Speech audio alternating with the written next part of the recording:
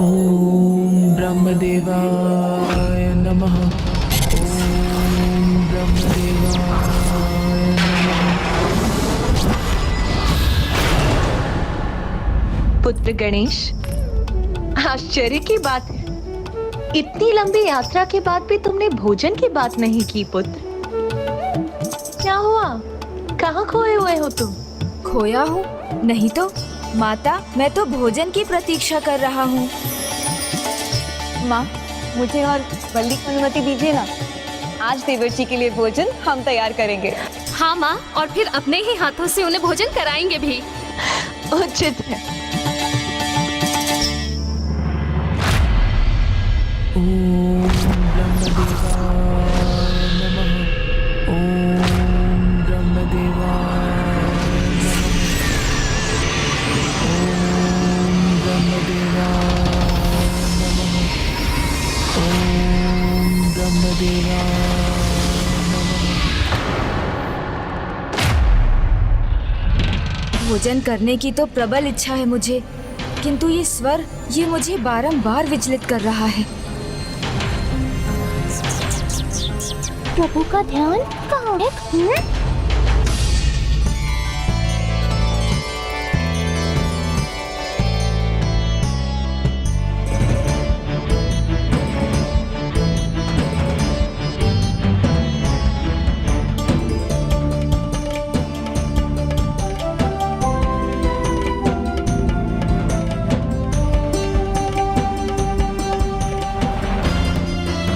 देवर जी संकोच मत कीजिए, निश्चिंत होकर भोजन कीजिए। ये लीजिए एक और। देवर जी, आपके प्रिय मोदक भी बनाए हैं, खाइए ना। लीजिए लीजिए लीजिए।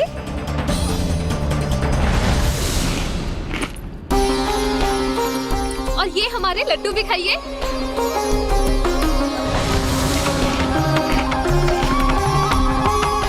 माँ, देखिए ना, सभी का दुलारा तो अनुज गणेश ही बना हुआ है।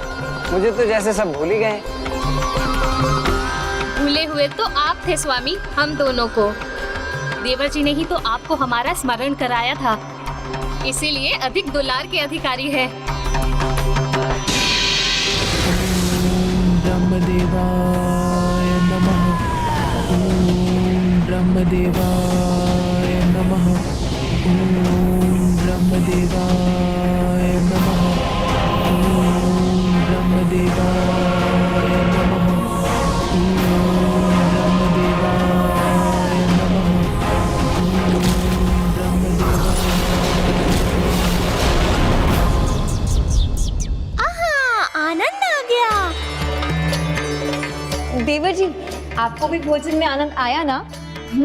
भाभी माँ, भोजन स्वादिष्ट तो था, किंतु क्या देवर जी? देवर जी बताइए ना। किंतु भाभी माँ, मैं इस बात से अत्यंत आश्चर्यचकित हूँ कि मुझे आप दोनों के हाथ से भोजन करके भी उतना ही आनंद आया जितना माता के हाथों से भोजन करके आता है। माँ, हम अभी आते हैं। पुत्र, यहाँ आकर आज पहली बार तुम्हारी भाभी माँ ने इतने प्यार से तुम्हारे लिए भोजन बनाया ही नहीं, तुम्हें इतने दुलार से खिलाया भी है। तो क्या तुम? समझ गया माता, मुझे भी उनके स्वागत के लिए उन्हें कोई उपहार देना चाहिए, यही ना? किंतु आप चिंता मत कीजिए, मैं उसके लिए तैयार हूँ। मैं अभी गया और अभी आया। चलिए मूषक जी, भाभी माओ के लिए उपहार तैयार करना है।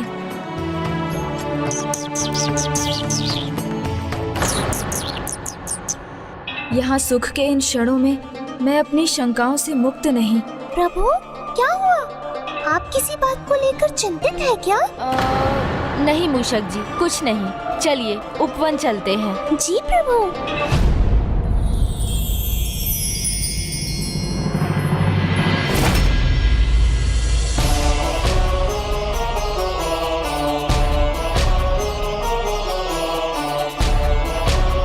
ये लीजिए प्रभु। प्रभु तो ध्यान ही नहीं दे रहे। प्रभु ने बताया नहीं किंतु कुछ तो है जिसकी चिंता उन्हें सता रही है। वो बार बार एक ही दिशा में देखे जा रहे हैं। मैं भी तो देखूं, क्या है वहाँ? ओम ब्रह्मदेवाय नमः। ओम ब्रह्मदेवाय नमः। ओम ब्रह्मदेवाय। हो गया, हमारा कार्य संपन्न हुआ। अद्भुत प्रभु, भाभी माँ को आपका ये उपहार बहुत भाएगा। उचित है, फिर चलिए उन्हें भी यहीं ले आते हैं। ओम ब्रह्मदेवाय नमः। क्या हुआ प्रभु, जो आप इतनी देर से चिंतित दिखाई दे रहे हैं? ज्ञात नहीं मूषक जी, किंतु बहुत समय से कोई ब्रह्मदेव की तपस्या में लीन है और उससे मुझे नकारात्मक संकेत प्राप्त हो रहे हैं। अब जब वो तप संपन्न होने वाला है तो मुझे ऐसा आभास हो रहा है जैसे वो कुछ ऐसा मांगने वाली है जिससे संपूर्ण सृष्टि पर बहुत बड़ा संकट आने वाला है। किंतु ये कौन है? आप किसकी तपस्या की बात कर रहे हैं प्रभु? उसकी। उठो करकटी, तुम्हारी तपस्या पूर्ण हुई। करकटी, करकटी।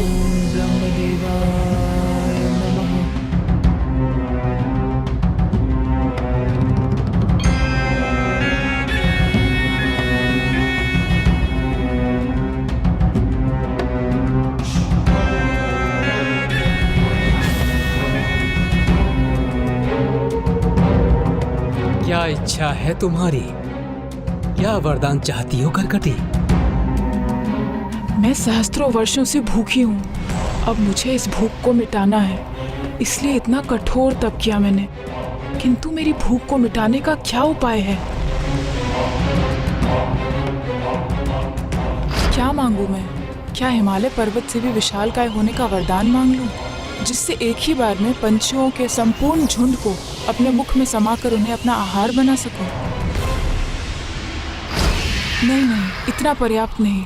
तो क्या पृथ्वी जितना विशालकाय होना मांग लूं, जिससे उसके विशाल भागों को ही अपने भीतर समा सकूं? किंतु क्या ये उचित होगा?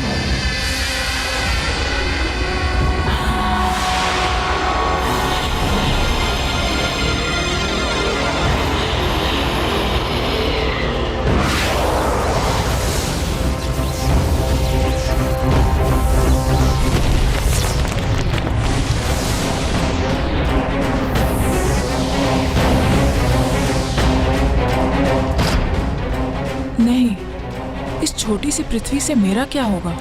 मुझे तो और चाहिए, सभी ग्रह चाहिए। तो क्या इस ब्रह्मांड में सभी ग्रहों से अधिक विशाल आकार मांग लूं, जिससे उन्हें ही खा खा कर अपनी भूख मिटाऊं?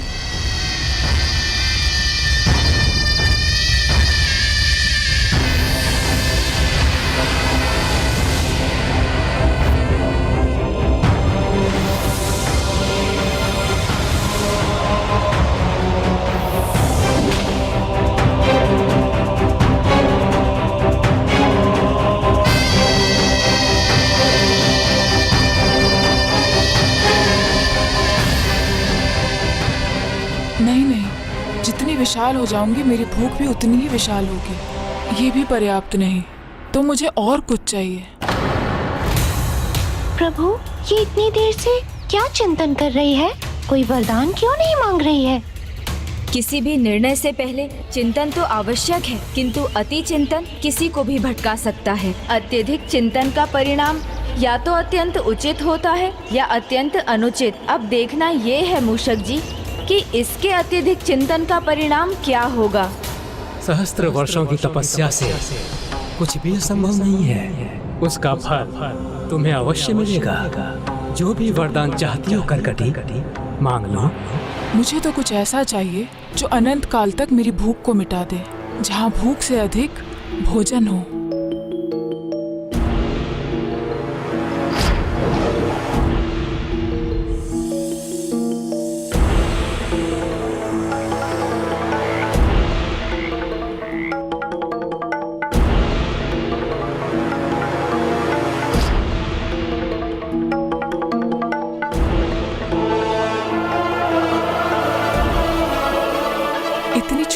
चींटी के लिए तो इतना ही भोजन बहुत अधिक है, तो मैं क्यों ना ब्रह्मदेव से मुझे चींटी से भी छोटा बनाने का वरदान मांग लूं?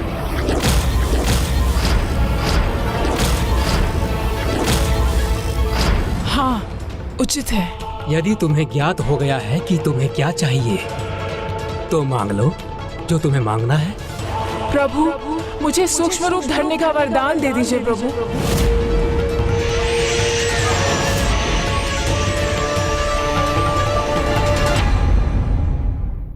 प्रभु, मुझे सूक्ष्म रूप धरने का वरदान दे दीजिए प्रभु।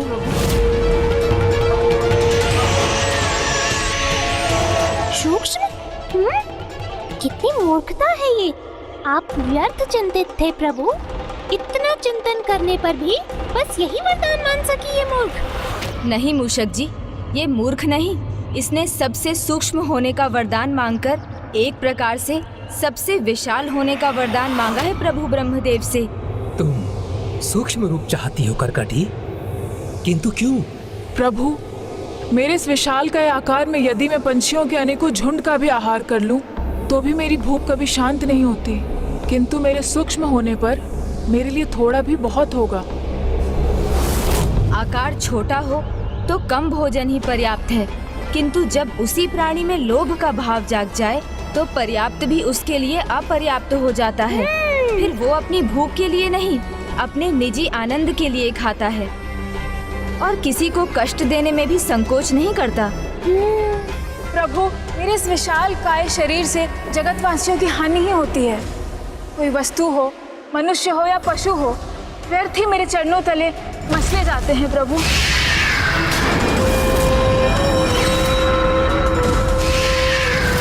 शत्रु यदि दिखाई दे और सामने से आए तब उसका सामना किया जा सकता है, किंतु शत्रु अदृश्य हो और सूक्ष्म होकर छिपकर गुप्त वार करे तो? प्रभु, सूक्ष्म रहूंगी तो मुझसे किसी की हानि तो नहीं होगी प्रभु।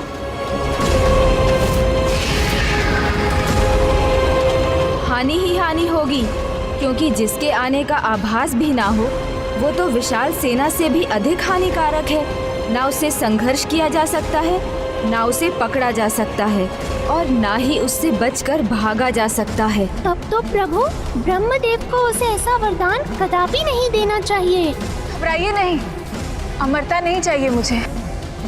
आप मुझे सूक्ष्म बना दीजिए प्रभु।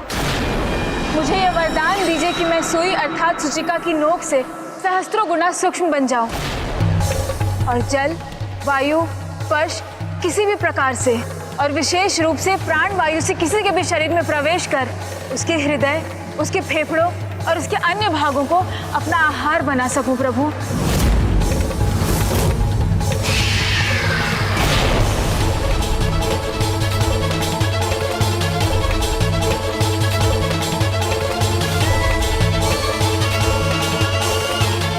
तथास्तु।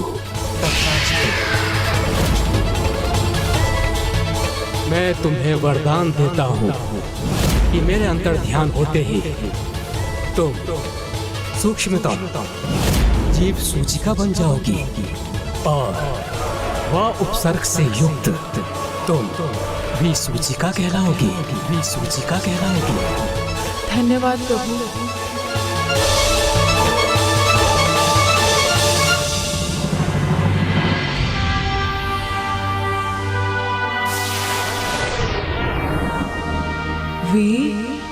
सूचिका। ब्रह्मदेव अंततः मेरे छलावे में आ ही गए। अब कोई नहीं बचेगा मुझसे। वे सूचिका हूं मैं। अब मेरे पास इतना भोजन होगा कि मेरे लिए ही नहीं अपितु मेरी अनंत संतानों के लिए भी कम नहीं पड़ेगा।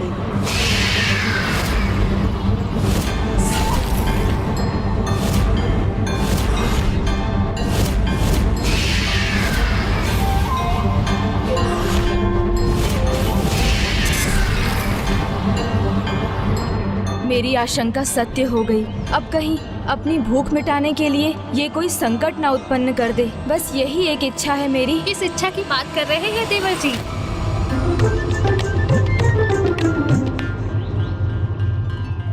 भाभी माँ, आप दोनों यहाँ?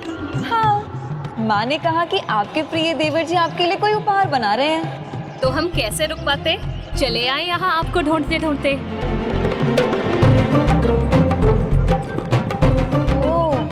अवश्य कोई गुप्त उपहार तो है वहाँ, है ना? हाँ, नहीं नहीं, मेरा अर्थ है हाँ। अब भेद खोल ही दीजिए, हमें हमारा उपहार दिखा ही दीजिए। उचित है, फिर आप देख लीजिए।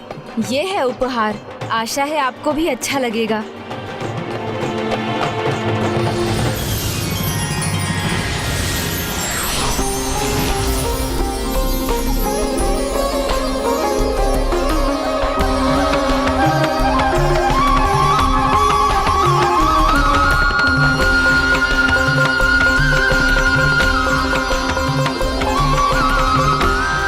एक बार झूल कर देखिए ना भाभी माँ, अच्छा लगेगा आपको।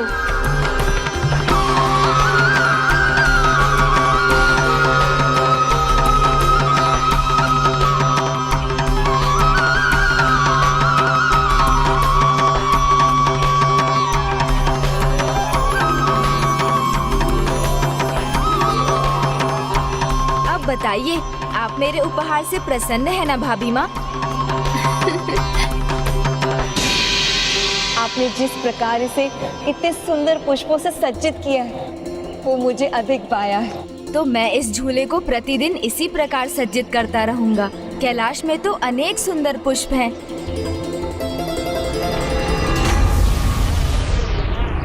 सभी पुष्प मुरझा कैसे गए, और वो भी यहाँ कैलाश में?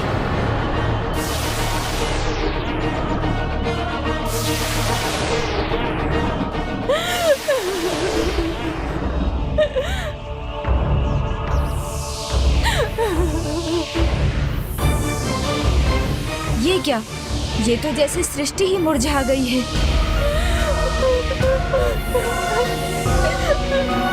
कौन है ये? किसके रोने का स्वर है ये?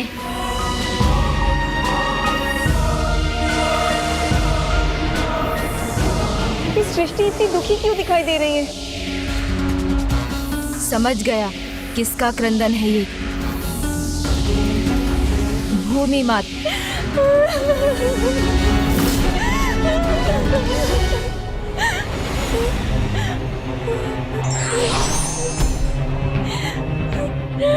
क्या हुआ माता भूमि? क्या कारण है आपके संकट का? माता बताइए ना मुझे, आप पर छाए इस संकट का क्या कारण है? विसूचिका।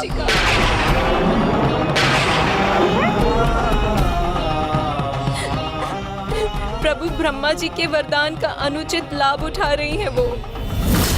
अपनी भूख मिटाने के लिए सहस्त्रों वर्षों का तप किया है उसने, और वो अपना नियंत्रण खो चुकी है। वो सूक्ष्म रूप पाने के बाद अपने ही जैसी अनेकों विसूचिकाएं उत्पन्न कर रही है प्रभु।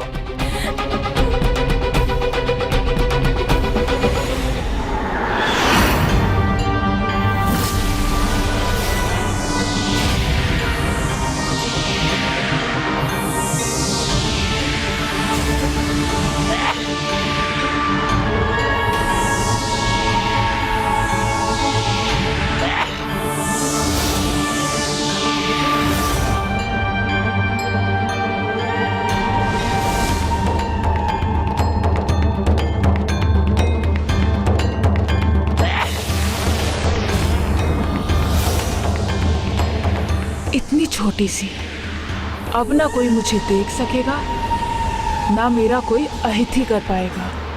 पूरी सृष्टि पर मेरा ही अधिकार होगा।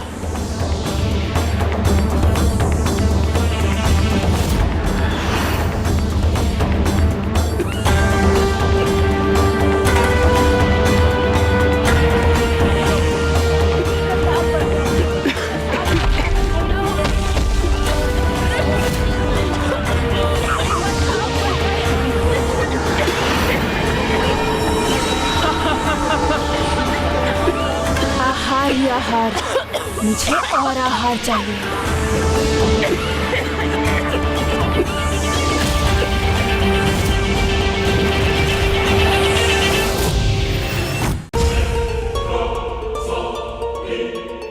ओह, ये मनुष्य अभी तक जीवित है, तो मैं इसे सूचना नहीं दूंगी। इसके भीतर जाऊंगी और इसके प्राण भी खाऊंगी।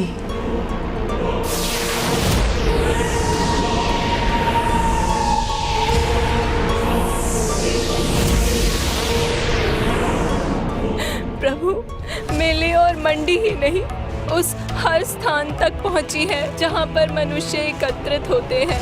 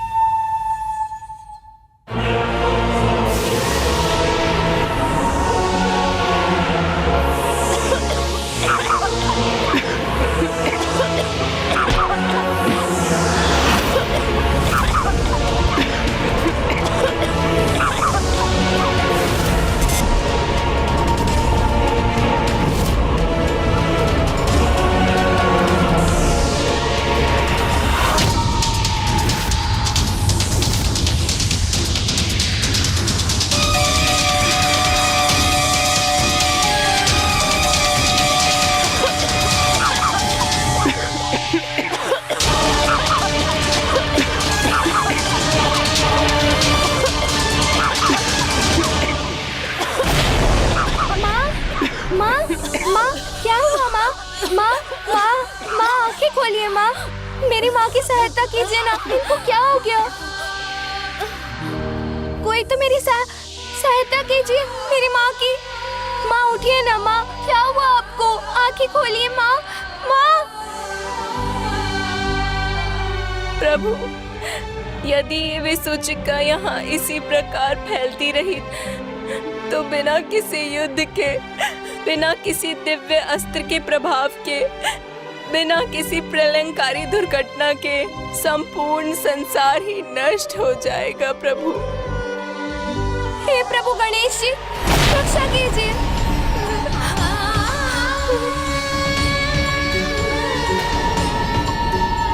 हे पार्वती नंदन, हे विघ्नहर्ता गणेश जी, इस संसार के सामने जो ये भयानक विघ्न छाया है, उसका आप ही कुछ समाधान कीजिए प्रभु। इस विघ्न को दूर कर समस्या का हल निकालिए ना प्रभु। जहाँ समस्या का जन्म होता है, वहाँ प्रकृति में उसका निवारण भी जन्म लेता है। आज जो कुछ भी घटित हो रहा है, उसके पीछे निस्संदेह कोई बहुत बड़ा कारण है। कोई ऐसी घटना जो बहुत दिनों से बहुप्रतीक्षित थी। भूमाता, इस संकट का अंत करने हेतु शीघ्र पृथ्वी पर एक ऐसे दिव्य पौधे का जन्म होगा जो आरोग्य का प्रतीक होगा, जिसके पूजन से मन को शक्ति मिलेगी, जो प्रसाद बनकर तन को भी शक्ति प्रदान करेगा, उसे निरोग रखेगा। प्रत्येक निवास के आंगन में उसका होना ही शुद्धि और सकारात्मकता देगा।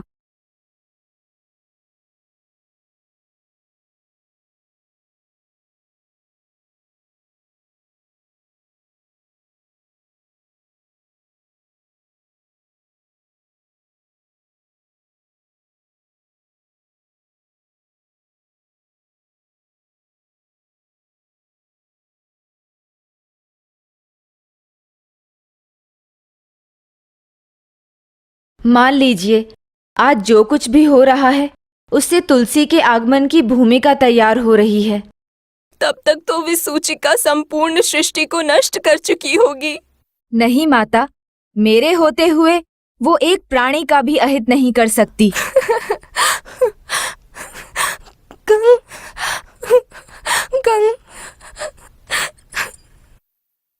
विसूचिका को इस प्रकार उसकी मनमानी नहीं करने दूंगा मैं। उसे रोकूंगा, उसे नष्ट कर दूंगा।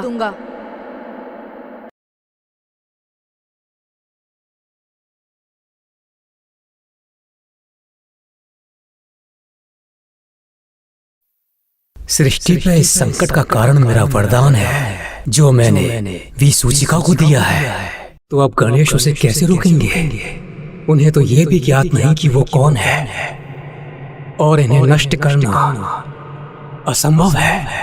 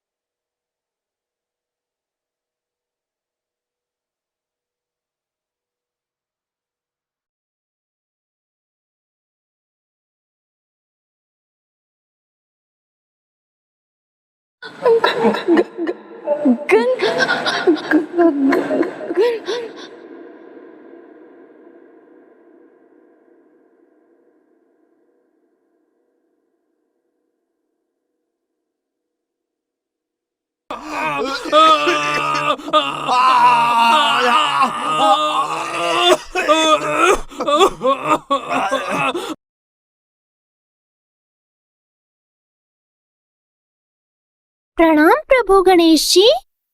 प्रणाम प्रभु गणेश जी।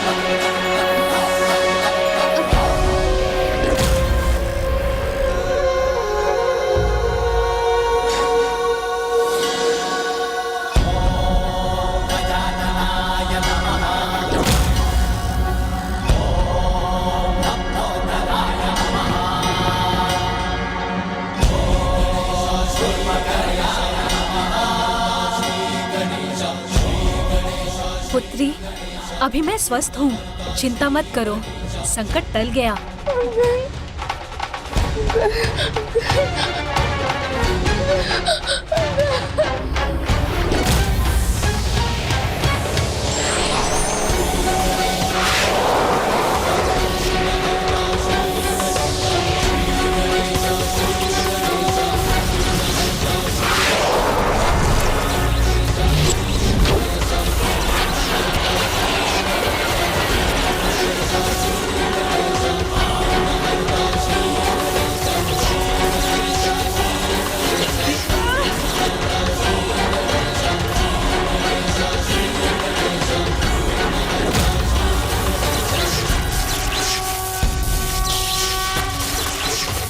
विसूचिका का अंत क्या संभव है?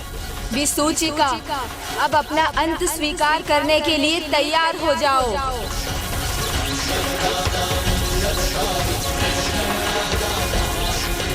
अब तुम्हारा अस्तित्व सदा सदा के लिए मिट जाएगा। रुक जाइए विघ्नहर्ता गणेश। प्रणाम प्रभु। आप उसका अंत नहीं कर सकते विघ्नहर्ता गणेश। अपने लालच को बढ़ने देकर अपनी भूख पर नियंत्रण ना कर उसने आपके वरदान का अनुचित लाभ उठाया है। मानव जाति को, जगत को बड़ा भयंकर त्रास दिया है, उसे नष्ट करने पर तुली हुई है। इसलिए इसका दंड तो उसे मिलना ही चाहिए और इसका एकमात्र दंड है उसका अंत। वो दंड की भागी अवश्य है पार्वती नंदन, किंतु उसका अंत नहीं किया जा सकता।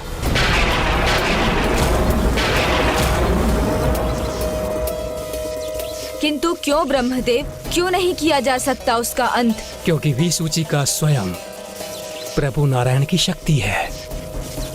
प्रभु नारायण की एक शक्ति योग माया है और उनकी अन्य शक्ति योग माया के अधीन है।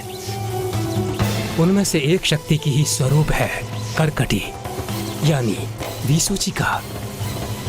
फिर अच्छा हो या बुरा, जब तक प्रभु नारायण की कृपा से ये माया स्वरूप संसार रहेगा तब तक विसूचिका भी रहेगी।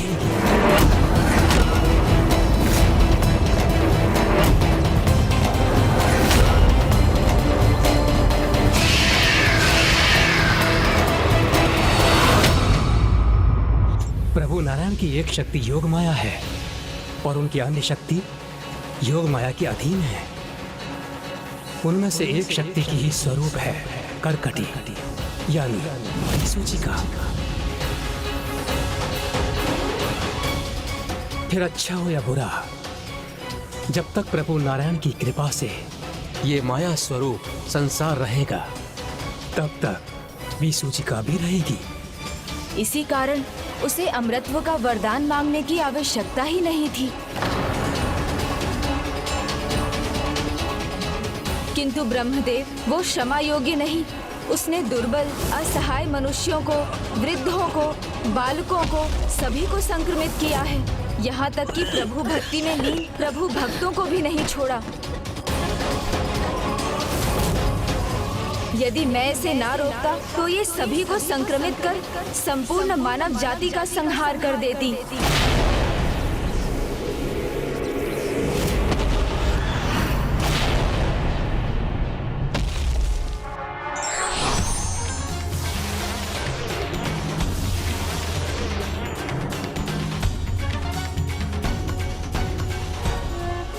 नारायण की योग माया की एक शक्ति स्वरूप होते हुए भी मैं एक कैसी भूल कर बैठी। धिक्कार है मुझ पे। मैं मात्र दंड की अधिकारिणी हूँ, क्षमा की नहीं। प्रभु मैं समझ गई हूँ, मैं दंडित होने के ही योग्य हूँ प्रभु। मैं अपना अपराध स्वीकार करती हूँ और मैं प्रायश्चित करना चाहती हूँ प्रभु। इसलिए आप मुझे जो भी दंड देंगे मुझे स्वीकार है प्रभु।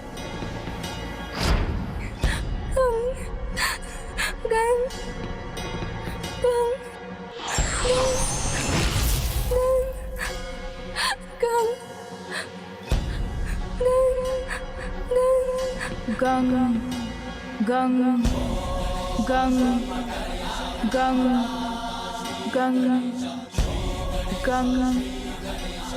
अपराध और अपराधी दोनों ही दंड के भागी होते हैं, इसलिए तुम्हें दंड तो अवश्य मिलेगा। दंड स्वरूप मैं तुम्हारी शक्तियां सीमित कर रहा हूँ। अब तुम स्वयं किसी को भी संक्रमित नहीं कर सकोगी। तुम्हें इसके लिए माध्यम की आवश्यकता होगी, जल, वायु, स्पर्श आदि। जिनके आहार में, जिनके विचार में और जिनके व्यवहार में विकारों का दोष हो, तुम उन्हें ही प्रभावित कर सकोगी और इस प्रकार तुम अन्याय बाधिका कहलाओगी। यही होगा तुम्हारा प्रायश्चित और इस प्रकार लोगों को जीवन जीने का उचित मार्ग प्राप्त हो जाएगा।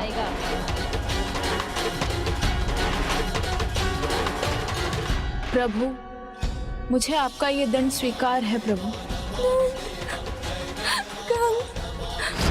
अब भयाक्रांत रहने का कोई कारण नहीं पुत्री। अब शांत हो जाओ, चिंता मत करो। प्रभु कदाचित वो बालिका अभी भी आतंक के प्रभाव में है।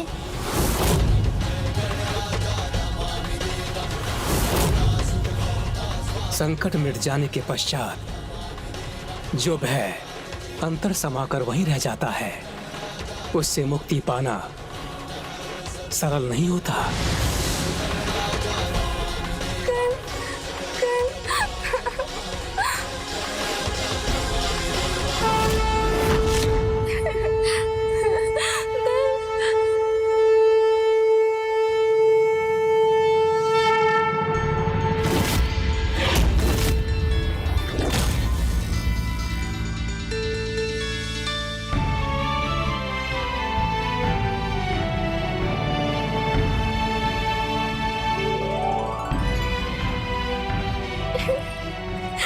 छोटी बहन, शांत हो जाओ ना।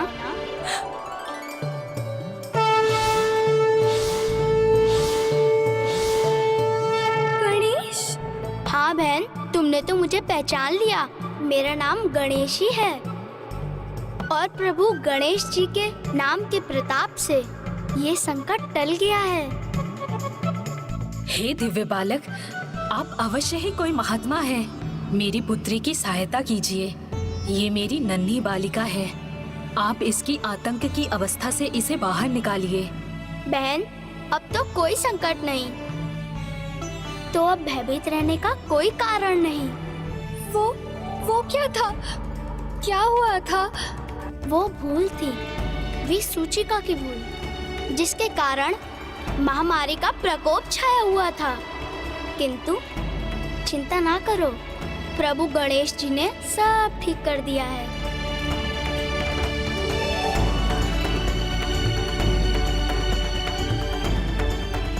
देखो बहन, तुम्हारी माँ और अन्य लोग पूर्णतः स्वस्थ हो चुके हैं।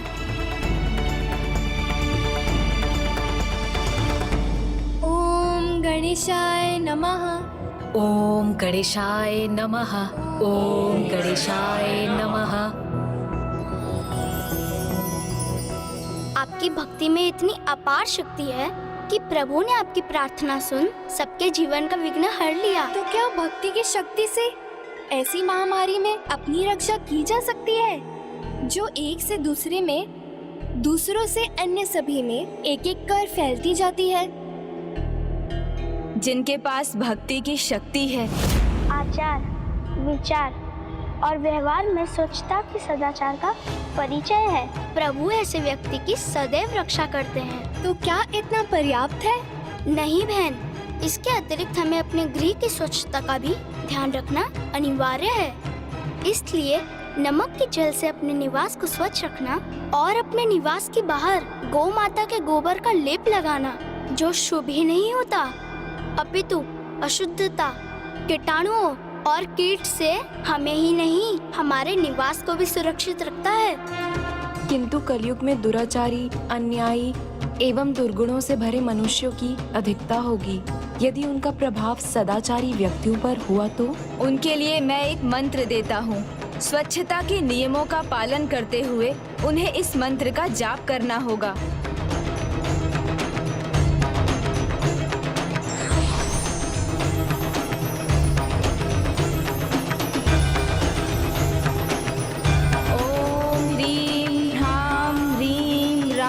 विष्णु शक्तिये नमः। अर्थात हे विष्णु शक्ति, मैं आपसे इस महामारी को दूर करने की प्रार्थना करता हूँ। ओम ह्रीम हराम ह्रीम राम विष्णु शक्तिये नमः। ओम ह्रीम हराम ह्रीम राम विष्णु शक्तिये नमः। ये मंत्र तो उनकी सहायता करेगा जो संक्रमित हो चुके हैं, किंतु कोई ऐसा उपाय नहीं जो सदाचारी को पहले ही शक्ति प्रदान कर दे, जिससे विसूचिका का उन पर कोई प्रभाव ही ना हो, जो नकारात्मकता को निकट न आने दे, जो तन को ही नहीं मन को भी सबल करे, उसे शक्ति प्रदान करे। यदि ऐसा कोई उपाय संभव है प्रभु, तो फिर वो कलयुग में भी मानवता और सदाचार दोनों की ही रक्षा करेगा। जैसा कि मैंने आपको पूर्व में बताया था, उसके लिए शीघ्र पृथ्वी पर एक ऐसे दिव्य पौधे का जन्म होगा जो आरोग्य का प्रतीक होगा, जिसके पूजन से मन को शक्ति मिलेगी, जो प्रसाद बनकर तन को भी शक्ति प्रदान करेगा, उसे निरोग रखेगा। प्रत्येक निवास के आंगन में उसका होना ही शुद्धि और सकारात्मकता देगा।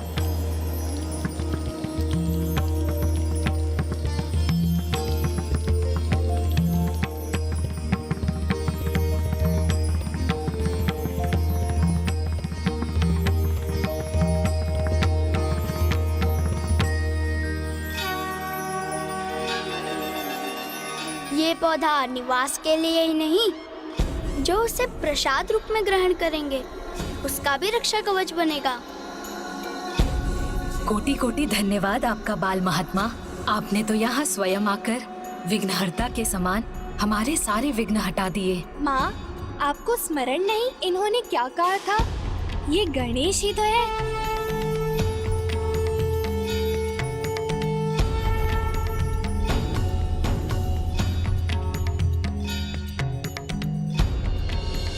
सदा स्मरण रखना बहन, जहाँ भक्ति है वहाँ भय नहीं, और जहाँ आशा है वहाँ विघ्नहर्ता गणेश है। इसलिए भक्ति और आशा को कभी मत खोना।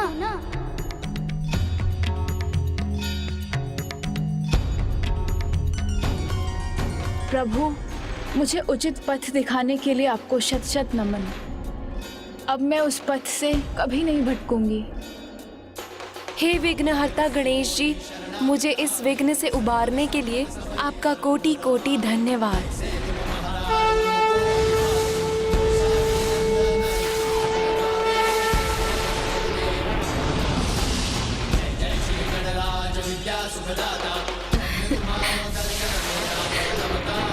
तो विघ्नहर्ता ने माँ प्रकृति के विघ्न को हर ही लिया। संसार को विसूचिका के भय से मुक्त कराने वाले गणेश के स्वरूप को एकाक्षर गणेश के नाम से जाना जाएगा। एकाक्षर गणेश के नाम से जाना जाएगा।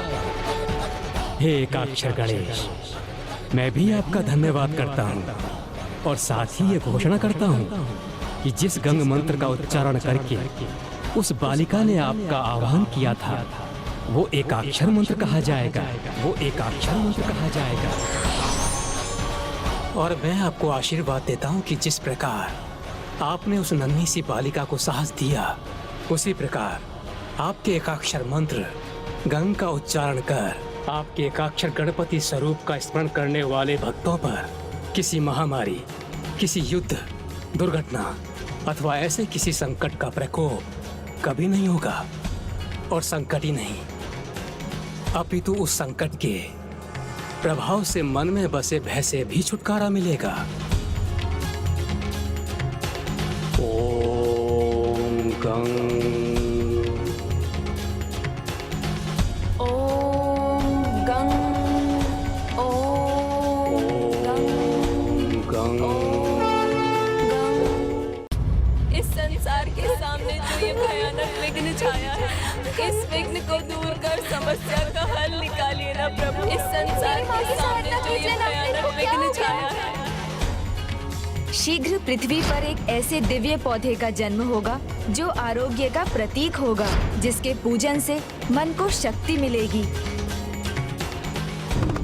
हे प्रभु महागणाधिपति जी, मुझे अभी भी अपने कार्य के अधूरे रहने का आभास हो रहा है। कृपा कर मेरा मार्गदर्शन कीजिए प्रभु। मुझे बताने की कृपा कीजिए कि अभी मेरे द्वारा क्या करना शेष है।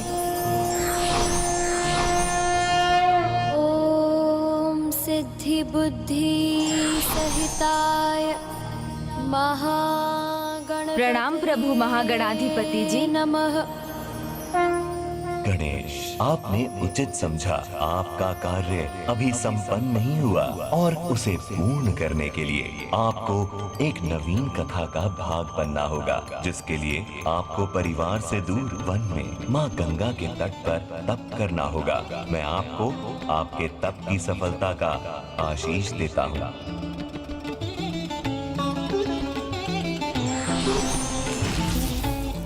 शुभ कार्य में तो तनिक भी विलंब नहीं करना चाहिए, तो मैं अभी माता और पिताश्री से अनुमति लेकर अपने तप के लिए प्रस्थान करता हूँ। किंतु क्या माता मुझे आज्ञा देंगी?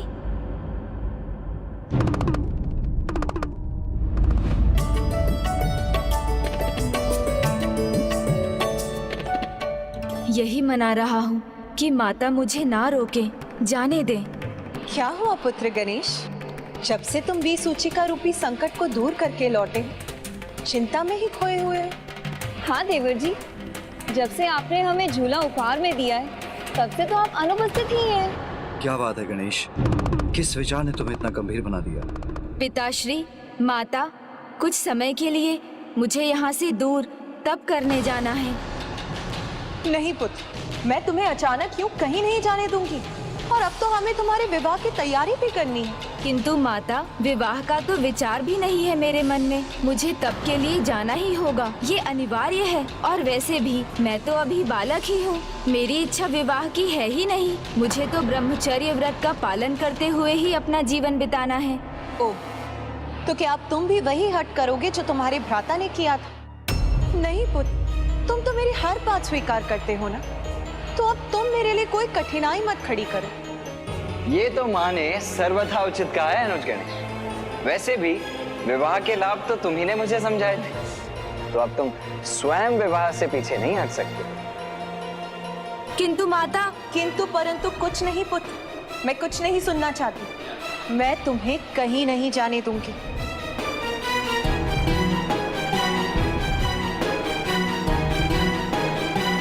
पिताश्री, माता को आप ही समझाइए ना। प्रिय, स्वर्ण भी तप कर ही कुंदन बनता है। चंदन भी घिसने के बाद ही ललाट पर लगाया जा सकता है। कदाचित गणेश का तप भी अकारण न हो, इसलिए हमें उसे रोकना नहीं चाहिए। किंतु इसका विवाह स्वामी, वो कैसे होगा? और ये तो ब्रह्मचर्य का पालन करने की बात कर रहा है। आप चिंता मत कीजिए देवी। कार्तिकेय का विवाह भी तब हुआ था जब वो अपने तप के लिए दक्षिण की दिशा में गया था। तो संभव है अब गणेश के तप से भी इसके विवाह का संयोग उत्पन्न होगा। इसलिए हमें गणेश को अनुमति दे देनी चाहिए। संभव है इसके तप के पीछे संसार का कल्याण छिपा हो। हाँ माता, मुझे अनुमति दे दीजिए ना। मेरा मन तो नहीं करता पुत्र, किंतु मैं तुम्हारे तप में बाधा नहीं बनूंगी। मेरा आशीर्वाद तुम्हारे साथ है पुत्र, तुम अपने तप में अवश्य सफल हो। बस माँ को जाने, माता की आज्ञा को वह सर्वोपरि माने। जीवन समर्पित है तुझको माता, सांस सांस अर्पित है तुझको माता, सांस सांस अर्पित है तुझको माता। जय प्रथम देवा श्री गणेश, जय विघ्न हरता श्री गणेश। जय प्रथम देवा श्री गणेश, जय विघ्न हरता श्री गणेश। जय गणेश, जय गणेश, जय गणेश, जय गणेश, जय गणेश, जय गणेश, जय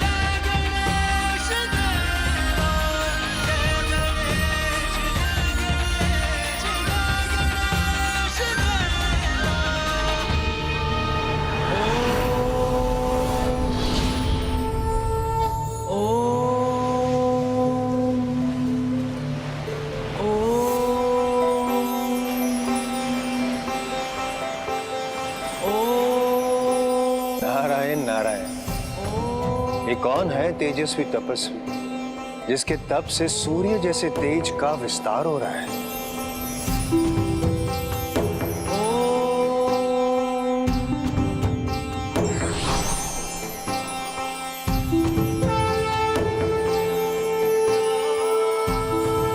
नारायण नारायण, ये तो स्वयं प्रभु श्री हरि नारायण है।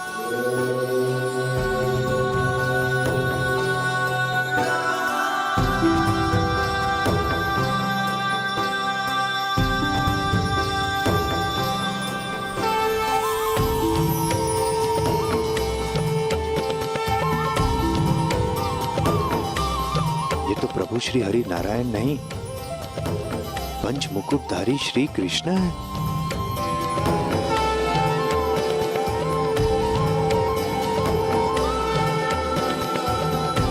नमो विश्व स्वरूपाय विश्व स्थित्यंत हेतु विश्वेश्वराय विश्वाय गोविंदाय नमो नमः। नमो विज्ञान रूपाय परमानंदन रूपिणे कृष्णाय गोपीनाथाय गोविंदाय नमो नमः। हे गोलोक विधाता परम श्री कृष्ण, देवर्षि नारद का प्रणाम स्वीकार कर।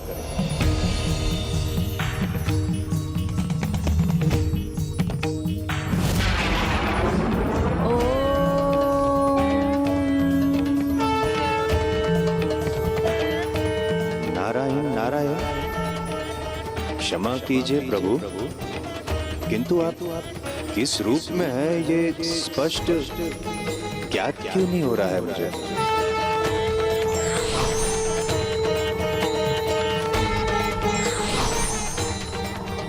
प्रभु, ये कैसी लीला है प्रभु, ये क्या हो रहा है। नारायण नारायण, इस लीला का रहस्य तो केवल मात्र एक प्रभु श्री कृष्ण ही उजागर कर सकते हैं।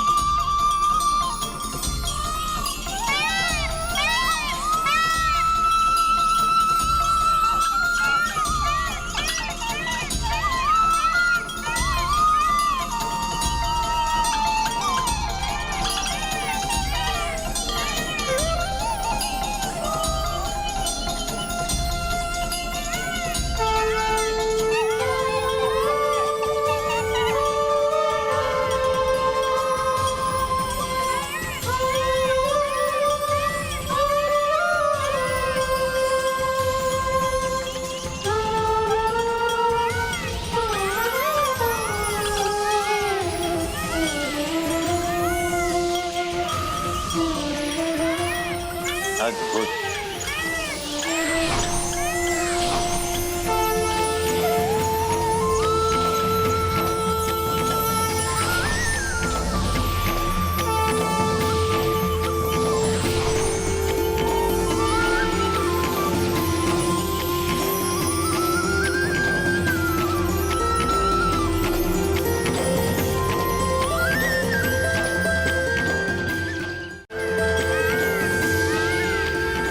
विघ्नेश्वराय वरदाय सुरूप्रियाय लंबोदराय सकलाय जगत हिताय नागाननाय श्रुति यज्ञ विभूषिताय गौरी सुताय गणनाथ नमो नमस्ते।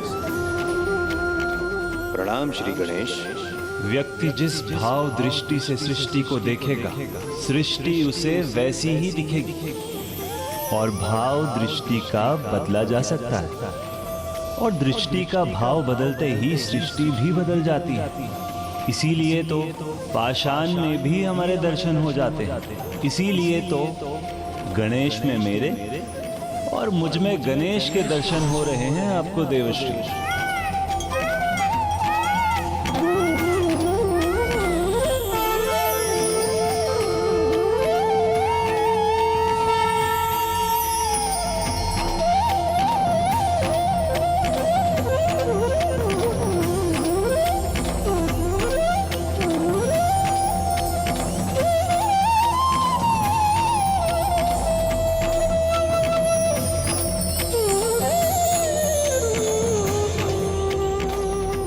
कस्तूरी तिलकम ललाट पटले वक्षस्थले कौस्तुभम नासाग्रे वर्मोक्तिकम करतले वेणु करे कर कंकनम सर्वांगे हरिचंदनम सुललितम।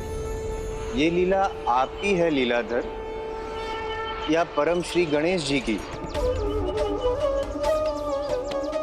मैं तो ये भी ज्ञात नहीं कर पा रहा। नहीं देवश्री, लीला नहीं, तत्व का रहस्य समझिए। मैं और गणेश एक ही तत्व तो हैं, परंतु नेत्र तो केवल हमें दृष्टि प्रदान करते हैं, किंतु हमारे मन की भावना हमें उसके भी दर्शन करवाती है जिसकी हम कल्पना भी नहीं कर सकते। आपको तो स्मरण होगा देवर्षि, माता पार्वती ने पुत्र प्राप्ति की इच्छा से अत्यंत भावुक होकर मेरा स्मरण किया था और मुझसे मेरे ही जैसा पुत्र पाने का वरदान मांगा था। प्रभु, मुझे एक ऐसी संतान का वरदान दीजिए जो ब्रह्मदेव की तरह ज्ञानी हो, आप ही की तरह तेजस्वी और निपुण। मुझ जैसा भला और कोई कैसे हो सकता है, क्योंकि मैं तो मैं ही हूं। इसीलिए गणेश भी मैं हूं और मैं ही गणेश हूं।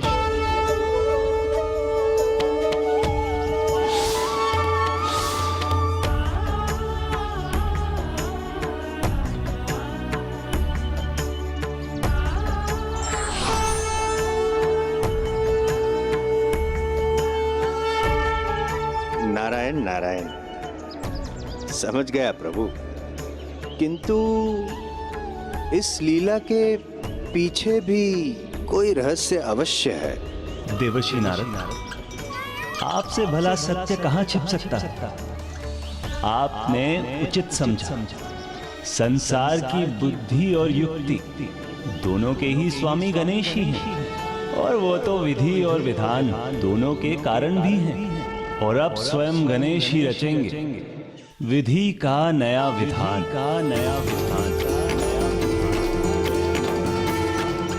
गणेश की ऊर्जा से यहाँ शापों का योग बनेगा और वही शाप कारण बनेंगे मेरे पूर्ण अवतार श्री कृष्ण के लिए और भविष्य में संसार के कल्याण हेतु पवित्र तुलसी पौधे के भी जन्म का और साथ ही संसार को सहज पुण्य का भागी बनाने वाले पवित्र शालीग्राम के अवतरित होने का। और ये सब प्रत्यक्ष और अप्रत्यक्ष रूप से गणेश की तपस्या के कारण ही होगा।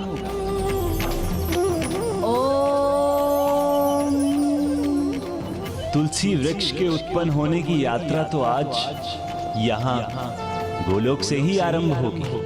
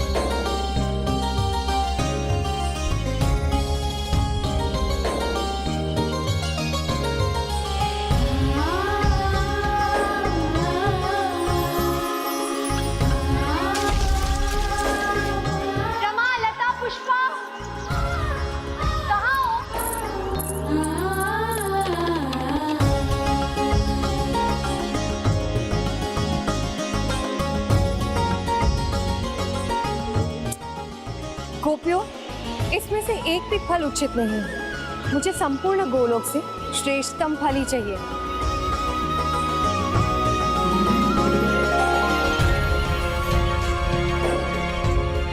गणेश का तप अनुपम ऐसी अनूठी ऊर्जा उत्पन्न कर रहा है जो भावनात्मकता के चरम पर पहुंचकर जागृत हो रही है, क्योंकि स्वयं गणेश का जन्म उनकी माता के वात्सल्य की पुत्र प्राप्ति की प्रबल इच्छा के चरम का परिणाम है।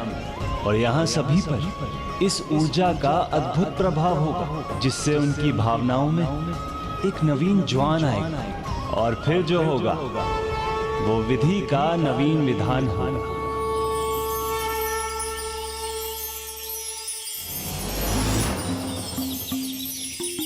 आज ये फल सबसे पहले मुझे प्रभु परम कृष्ण के पास ले जाने, राधा जी और बिरजा जी से भी पहले सबसे पहले प्रभु श्री परम कृष्ण को अपने पति के रूप में पाने की अभिलाषा जब भी पूर्ण हो, किंतु उनकी सेवा करने का कर्तव्य निभाने की अभिलाषा तो मैं अभी संपन्न करूंगी।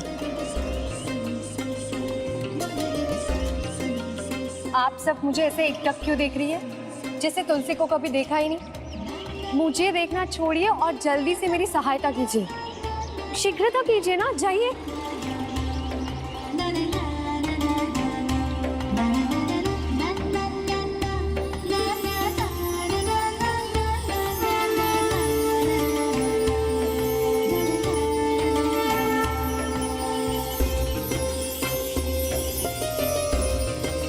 प्रभु आइए देवी विरजा।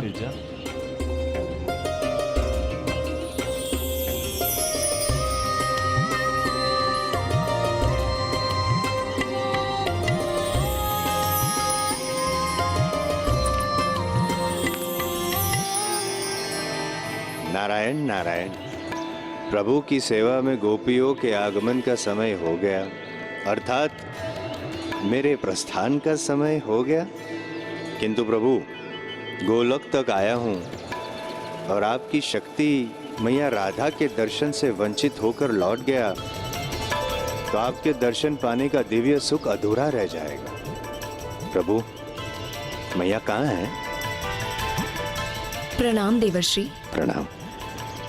आपके लिए प्रभु की सेवा का आनंद आहा हा हा। नहीं तो राधा जी सदा इनके साथ रहती, और जब वो नहीं भी होती हैं तब भी वो सदा प्रभु के मन में विराजमान होती हैं, और राधा जी के मन में उनके प्रभु श्री परम कृष्ण।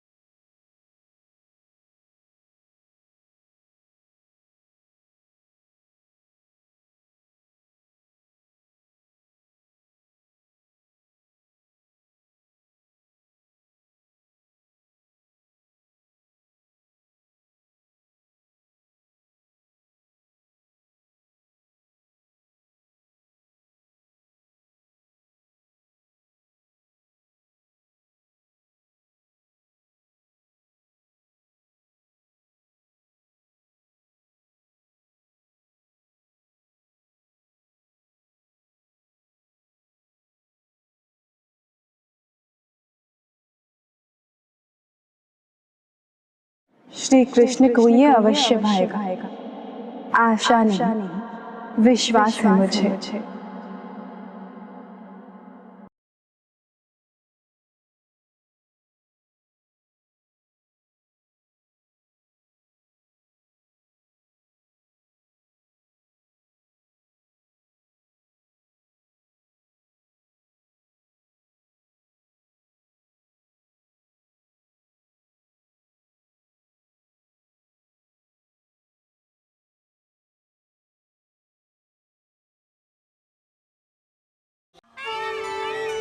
गणेश जगत कल्याण हेतु तपस्या कर रहे हैं और उनकी इस तपस्या से यहाँ शापों का योग बनेगा, जिससे कलयुग में लोगों की भलाई का मार्ग खुल जाएगा।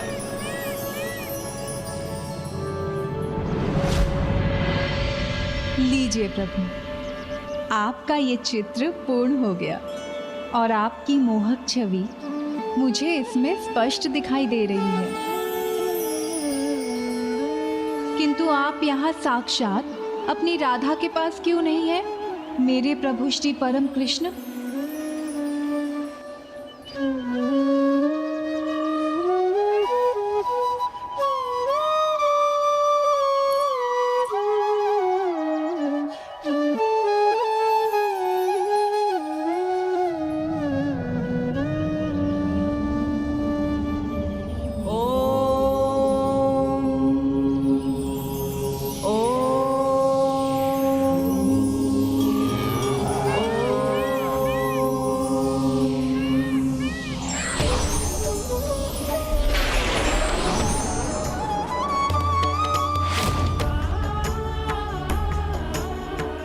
ये क्या हो रहा है प्रभु?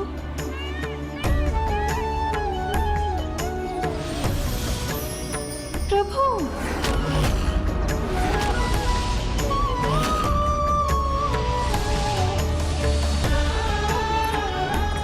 चित्र में भी आपकी छवि धूमिल क्यों हो रही है प्रभु? मेरे प्रभु, मेरे श्री परम कृष्ण।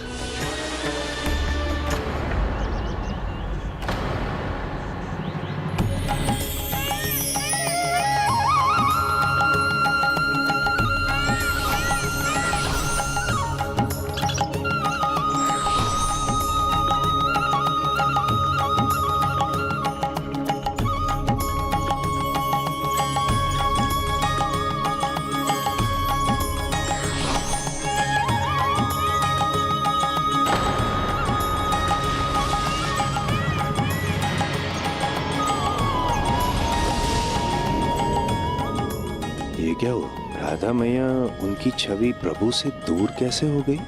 राधे, अब वो समय निकट आ गया है जब एक दूसरे से दूर होना ही हमारी नियति होगी और हमें अपने पुनर्मिलन के लिए लंबी प्रतीक्षा करनी होगी। नहीं प्रभु, ऐसा संभव नहीं। आपकी राधा आपसे दूर नहीं हो सकती। एक तो ये लीला और उस पर आज फिर भोर से दोपहर हो गई, परंतु मुझे आपके दर्शन पाने का सौभाग्य नहीं मिला। मेरे साथ ये अन्याय क्यों प्रभु? कदाचित आपको मुझसे प्रतीक्षा करवाने में आनंद आने लगा है, परंतु आज मैं प्रतीक्षा नहीं करने वाली। आप जहाँ भी हैं वहीं पहुँचकर आपसे उत्तर लूंगी।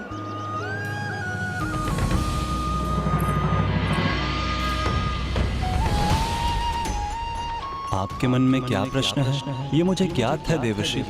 आपके पास आने वाला किसी रहस्य को लेकर विचार ना करे, ये कैसे हो सकता है? धीरज रखिए।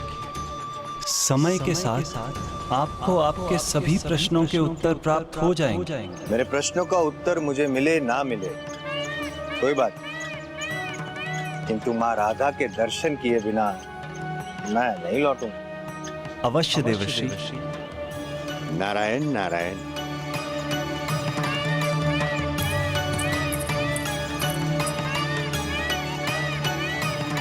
प्रभु, एक प्रश्न और है। आज आपके परम मित्र सुदामा जो यहाँ के द्वारपाल होते हैं, वो दिखाई नहीं दे रहे। देवर्षि, यदि आपको सुदामा जी से भेंट करनी है तो पहले आपको गोपी तुलसी को ढूंढना होगा, क्योंकि जहाँ तुलसी रहती है सुदामा जी भी वहीं पाए जाते हैं।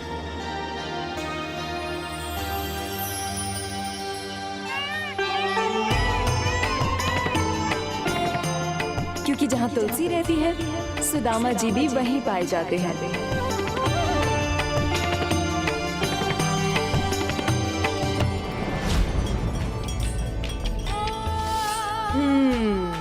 ये स्वादिष्ट है, इसे रखती हूँ। तुलसी, तुमने अपने फलों की टोकरी तो बहुत अच्छे से सज्जित की है ना? सुदामा जी का इतना ध्यान है तुम्हें? क्यों? सुदामा जी क्यों? मेरा उनसे क्या संबंध है? मैं ना उनका विचार करती हूँ, ना ही उनका कोई कार्य। मेरा तो सर्वस्व प्रभु को न्योछावर है। मेरे मन मंदिर में उन्हीं की मूर्त है, सुदामा की नहीं। अब चलना चाहिए, कहीं विलंब ना हो जाए। ये फल शीघ्र ही प्रभु कृष्ण को जो पहुंचाने हैं।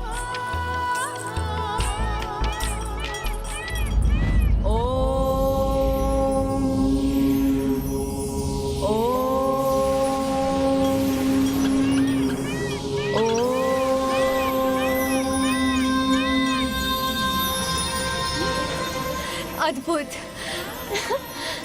आनंददायक। कौन है ये जो मुझे इस पुष्प की वर्षा से इतना आनंदित कर रहा है?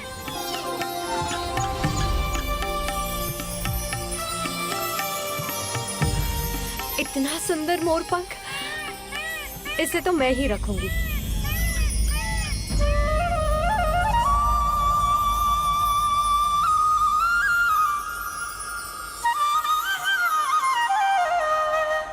प्रभु श्री परम कृष्ण की बांसुरी की धुन है ये तो। अवश्य प्रभु मेरी सेवा से प्रसन्न हुए हैं और अब मेरे लिए इतना कुछ कर रहे हैं।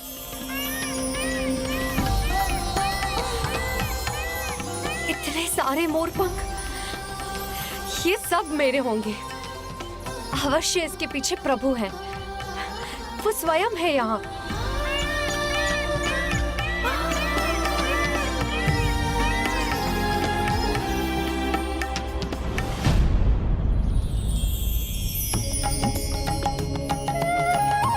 प्रभु।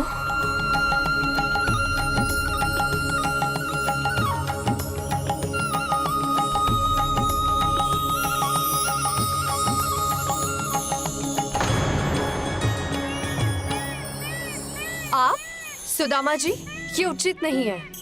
आपने भ्रम क्यों उत्पन्न किया कि मेरे प्रभु हैं यहाँ पर? तुम्हारे प्रभु वही तो है तुम्हारे सामने। मुझे ही अपना प्रभु मान लो। प्रभु मान लो आपको। विरजा जी ने उचित कहा था, जहाँ तुलसी है वहीं सुदामा जी भी। प्रभु के समान वेशभूषा करने से और हाथ में बांसुरी पकड़ लेने से कोई प्रभु नहीं बन सकता। सत्य कहा, किंतु मैं उन जैसा बनने का प्रयास कहाँ कर रहा हूँ। मैं तो बस इतना चाहता हूँ कि वैसा बनूं कि तुम्हारे मन को भा जाऊं तुलसी।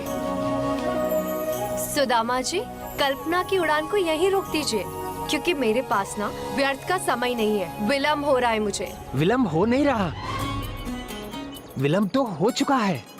हो चुका है? हाँ, देवी विरजा वहाँ पहले ही पहुँच चुकी हैं। पहुँच चुके हैं? किंतु तुम उदास मत होना।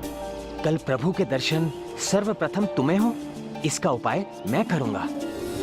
अब इतनी सुंदर सज्जा ऐसे ही व्यर्थ थोड़ी ना होनी चाहिए। सुंदर है ना? हाँ, मुझे तो ये सब सुंदर लग रहे हैं। ये फलों की डलिया भी, ये सज्जा भी, और उसे सज्जित करने वाले ये हाथ भी। वो तो कमल के उस डंठल के समान है जो अपनी सुंदरता से परम श्री कृष्ण का भी मन मोह लेते हैं।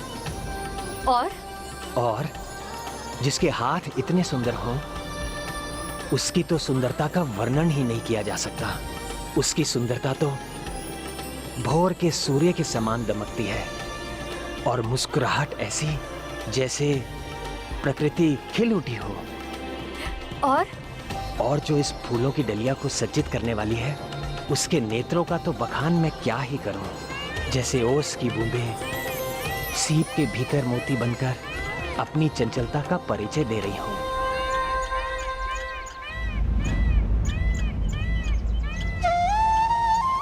प्रभु श्री कृष्णा का इतना सुंदर चित्र तो मैया राधा ही बना सकती है।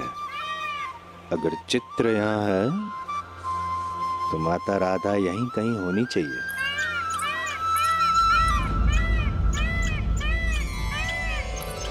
और उनकी गहराई जैसे क्षीर सागर के समान हो। सुदामा जी, मेरे प्रभु श्री परम कृष्ण कहाँ हैं? भीतर बाहर से जो सुंदरता का सागर हो, बस निहारते रहने का ही मन करे। तुलसी, तुमने मेरे प्रभु श्री परम कृष्ण को कहीं देखा है? और केश तो जैसे काली घटा आकाश में हिलोरें ले रही हो कि बस अब बरसी कि तब बरसी। तुलसी, सुदामा, सुना नहीं आप दोनों ने? मैं आपसे कुछ पूछ रही हूँ। तुलसी, सुदामा,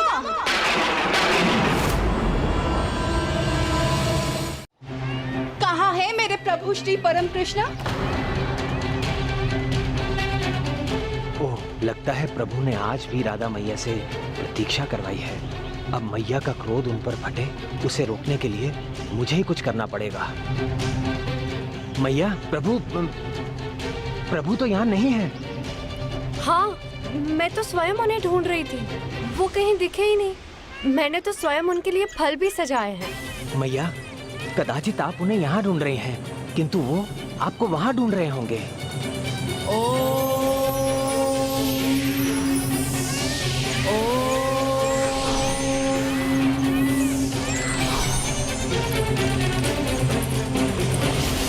मैया, वहाँ जाने का क्या लाभ होगा? प्रभु तो आप ही को ढूंढने गए होंगे, तो वहाँ कैसे होंगे?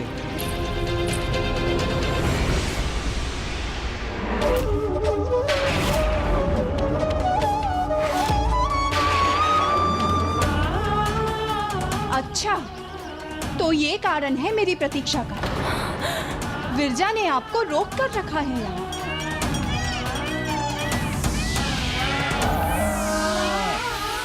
विरजा, तुम जिस सुख की लालसा में प्रभु को रोककर मुझसे प्रतीक्षा करवाती हो, वो सुख तुम्हें कभी ऐसे प्राप्त हो ही नहीं सकता, क्योंकि सांसारिक सुख और आध्यात्मिक आनंद दो विपरीत ध्रुवों की तरह है। बिना एक को छोड़े दूसरा तो प्राप्त हो ही नहीं सकता, और वो सुख प्रभु के हृदय से जुड़ने से ही प्राप्त होता है, मात्र उनका साथ पाने से नहीं। जिस प्रकार तुम्हारी कामनाओं और भावनाओं के बहाव पर तुम्हारा कोई नियंत्रण नहीं, उसी प्रकार गोलोक और संपूर्ण जगत के बीच नदी के रूप में तुम्हारा बहाव होगा। और ये श्राप है मेरा, नदी के रूप में तुम्हारा बहाव होगा, और ये श्राप है मेरा।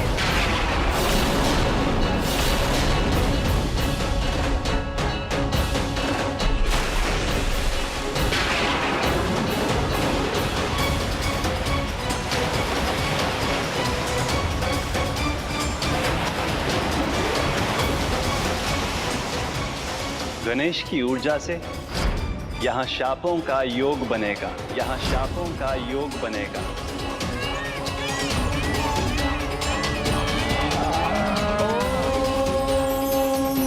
शांत हो जाइए मैया, इस प्रकार क्रोध। असत्य तो आपने भी कहा था ना सुदामा जी, तो आप मुझे क्रोध करने से कैसे रोक सकते हैं?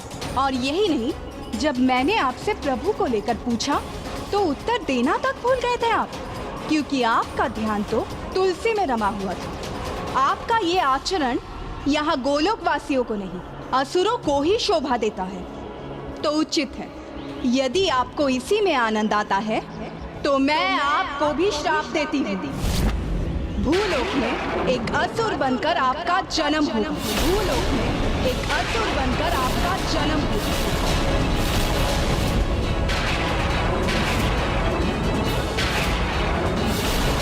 और जो दरिद्रता आज आपने अपने स्वभाव में दिखाई है, वो उससे भी अगले जन्म में आपके साथ रहेगी, जब आप एक दरिद्र ब्राह्मण के रूप में जन्म लेंगे।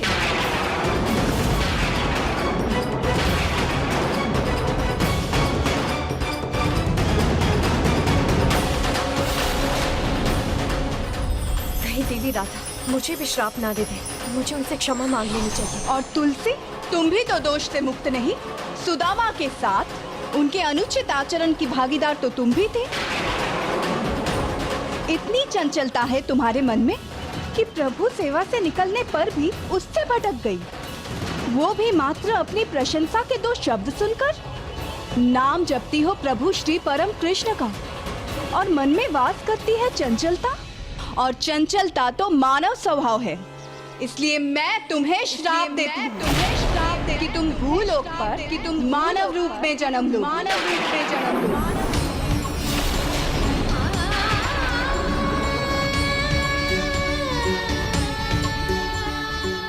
ये न्याय नहीं, अन्याय है।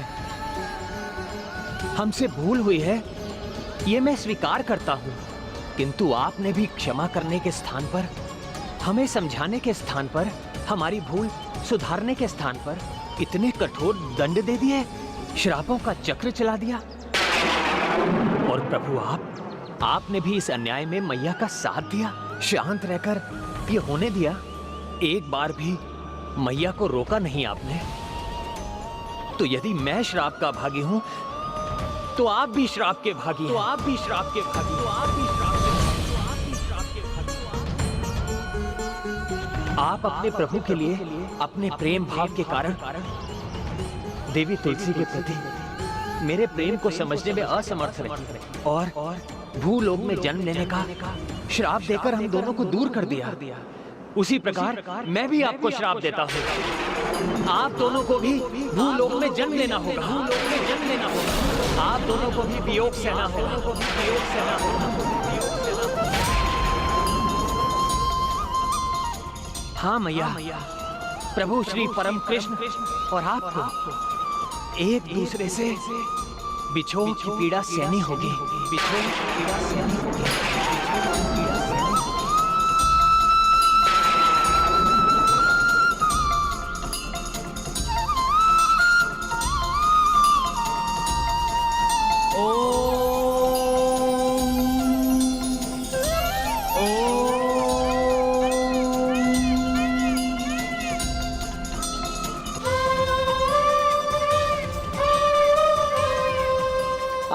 दोनों को भी भूलोक में जन्म लेना होगा।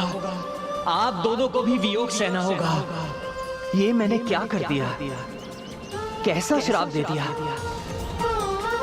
प्रभु और मैया को?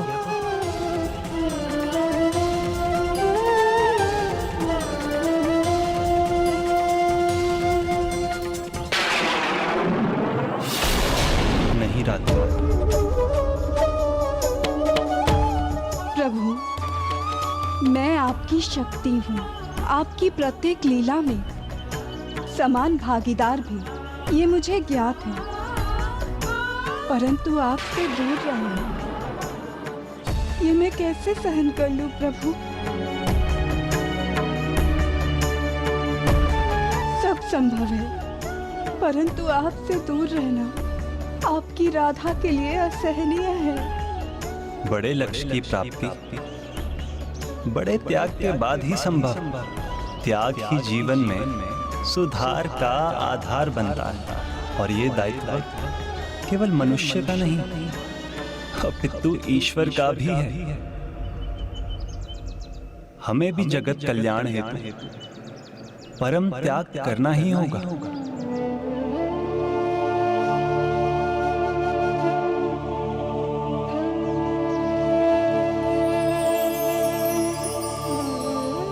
ये कैसा अनिष्टकारी श्राप दे दिया मैंने आप दोनों को। मैया, आपने सत्य ही कहा था। मैंने आसुरी स्वभाव का परिचय दिया है, इसलिए मेरा जन्म असुर कुल में ही होना चाहिए। इसी योग्य हूं मैं, इसी योग्य। मुझे क्षमा कर दीजिए प्रभु, मुझे क्षमा कर दीजिए।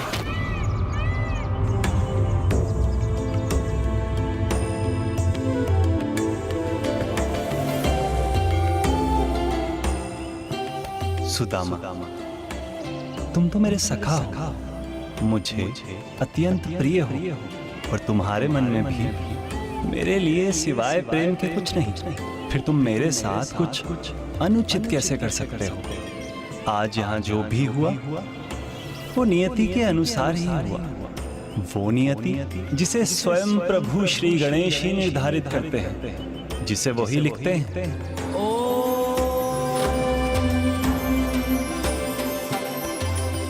ये तो उन्हीं का लिखा विधि का विधान है। जो श्राप प्रिय राधा ने देवी विरजा को दिया है, वो श्राप होते हुए भी वरदान है, क्योंकि उसके अनुसार दिव्य नदी बनकर वो आध्यात्मिक और भौतिक संसारों को एक दूसरे से विलग करेंगे।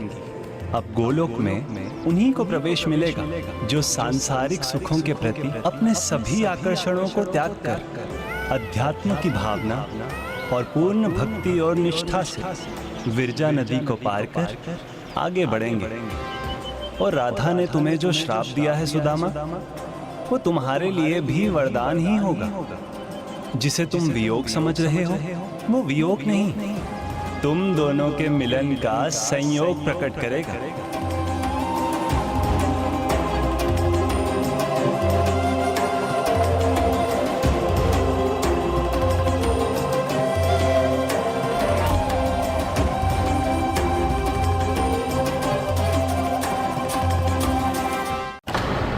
देवी तुलसी, आपको तो एक परम सुख प्राप्त होने वाला है। इस श्राप के कारण मेरे एक दिव्य रूप में आपको मेरा सानिध्य प्राप्त होगा, और इस प्रकार आपकी प्रबल कामना भी पूर्ण हो जाएगी।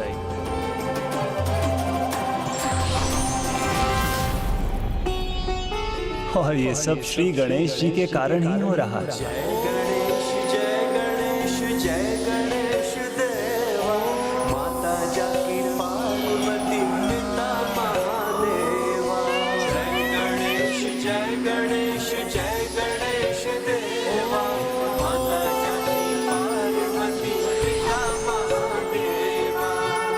विसूचिका के रूप में करकटी को गणेश जी ने पराजित तो किया, किंतु वो मानव जाति का संकट बनी रहेगी, विशेष रूप से कलयुग में। और इसलिए गणेश जी की तपस्या के परिणाम स्वरूप आप विसूचिका से उत्पन्न रोगों की औषधि बनेंगे।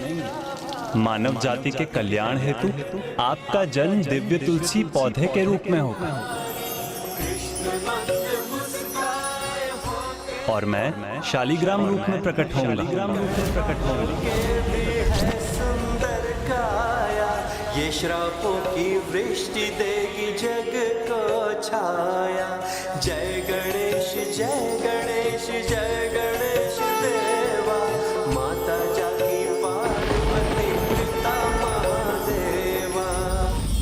निर्मल हृदय और प्रेम से परिपूर्ण मैया राधा का हृदय है, उनका तो श्राप भी वरदान है प्रभु। और मैं ये कैसी मूर्खता कर बैठा। मेरा श्राप तो श्राप ही रहा ना प्रभु। नहीं सखा सुदामा, ये भी नियति का ही भाग है। अब आपके श्राप के फल स्वरूप मैं भी अपना कर्तव्य निभा सकूं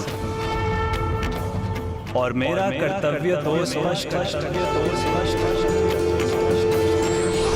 यदा यदा हि धर्मस्य ग्लानिर्भवति भारत अभ्युत्थानम धर्मस्य तदात्मानं सृजाम्यहम् परित्राणाय साधूनां विनाशाय च दुष्टतां धर्म संस्थापनार्थाय संभवामि युगे युगे।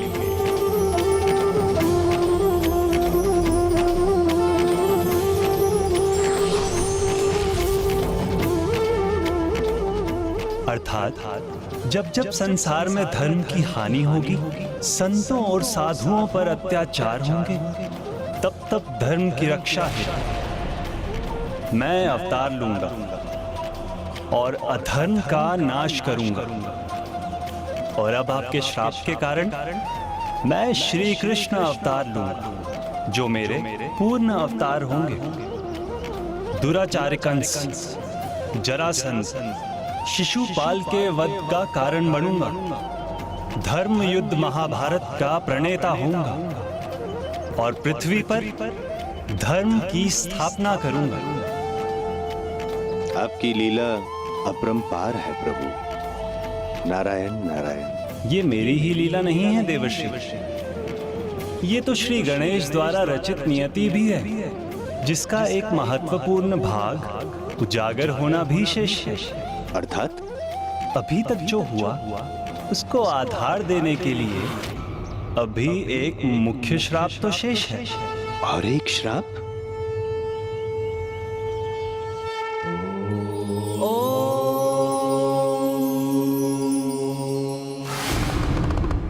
स्वामी पुत्र गणेश यहाँ नहीं है। तो ऐसा लगता है जैसे मेरा हृदय ही कहीं और है। सब कुछ शून्य लगता है। स्वामी, कब पूर्ण होगा उसका तप? प्रिय, अभी तक तो आपके पुत्र के तप का एक ही भाग पूर्ण हुआ है, और जब तक मां की इच्छा पूर्ण न हो तब तक पुत्र का तप संपन्न कैसे हो सकता है? आपके हृदय में उसकी विवाह की कामना है प्रिय, तो तब तक उसका तप निरंतर चलता रहेगा जब तक उसके विवाह का मार्ग न खुल जाए। ये तो बहुत अच्छा होगा प्रभु, किंतु इस तप के कारण अब ऐसा क्या होने जा रहा है?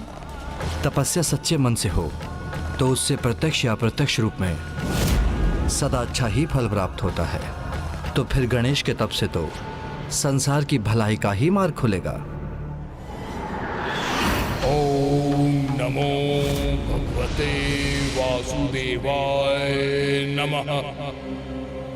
हमारी चिंता का कारण बन रही है इन दोनों की तपोशक्ति, जिसमें निरंतर वृद्धि हो रही है। ओम नमो भगवते वासुदेवाय नमः। ओम नमो भगवते वासुदेवाय नमः।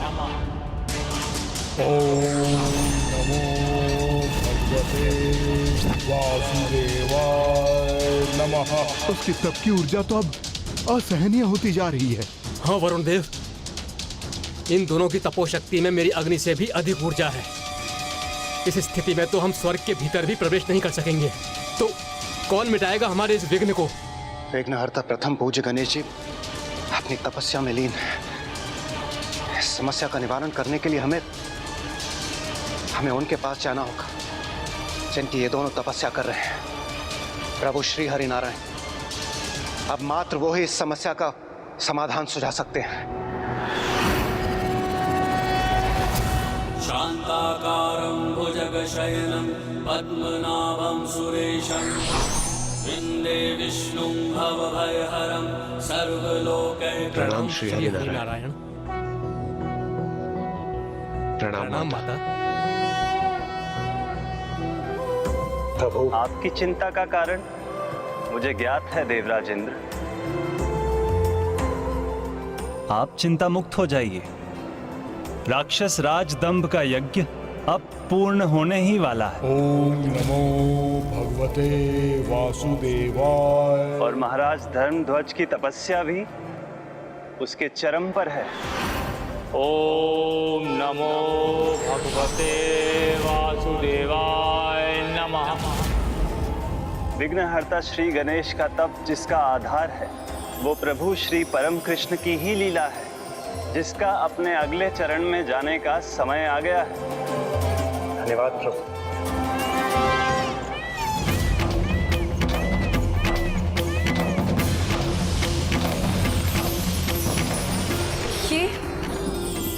ये क्या हो रहा है मेरे साथ?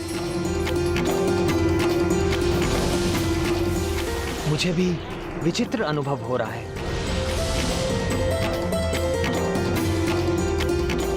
ओम नमो भगवते वासुदेवाय नमः।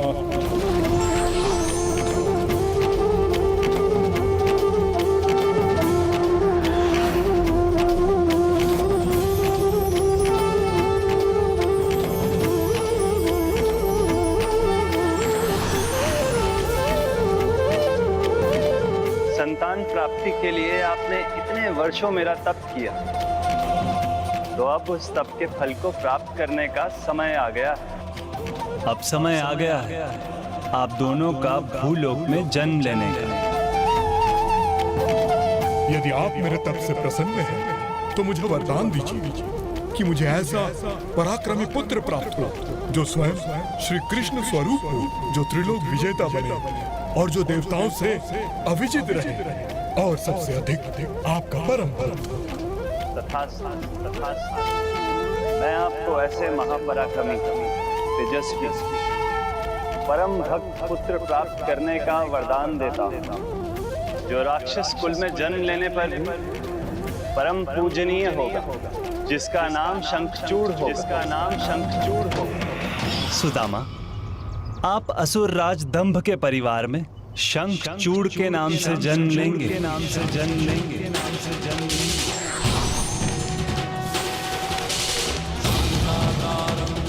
मैं आपके तप से प्रसन्न हूँ और आपको वरदान देता हूँ, आपके कुल में एक तेजस्विनी पुत्री का जन्म होगा।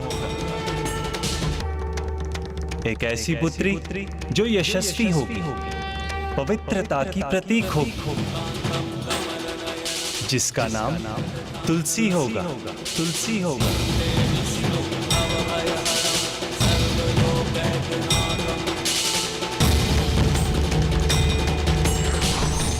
देवी तुलसी, आप महाराज धर्मध्वज की पुत्री के रूप में जन्म लेंगी।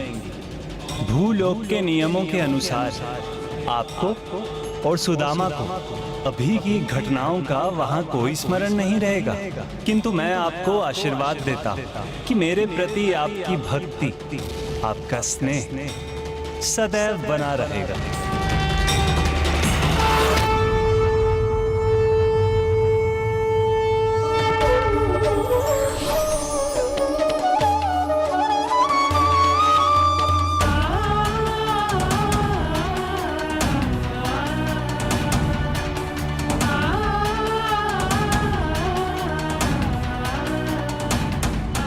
गणेश जी, मैंने अपना कर्तव्य पूर्ण किया। अब आपको तुलसी को पौधे के रूप में जन्म लेने हेतु मार्ग प्रशस्त करना होगा।